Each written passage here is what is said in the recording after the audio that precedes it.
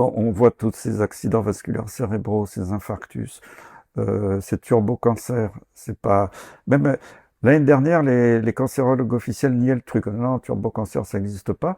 Bon, maintenant, je vois même les sociétés officielles de cancérologie en France et dans d'autres pays qui commencent à reconnaître, ah bah tiens, oui, c'est curieux, il y a une explosion du nombre de cancers du pancréas et d'autres cancers.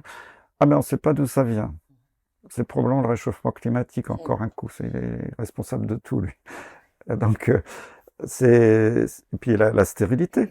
Mm. Il y a une chute de la natalité Mm. en France, au Québec, dans plein de pays qui ont inoculé. Même Macron l'a reconnu. Il a fait un discours en disant qu'il faut réarmer, il voulait réarmer l'Ukraine, mais il fallait réarmer les Français pour féconder.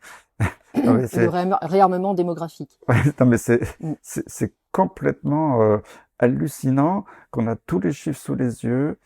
On sait que ces produits n'ont absolument pas marché. Alors déjà, on l'a vu, n'ont pas marché sur la transmission, mais ça n'a absolument pas protégé des formes graves. Au contraire, les gens inoculés avec le pseudo-vaccin ont fait beaucoup plus de Covid et beaucoup plus de formes graves et sont beaucoup plus morts. Mm.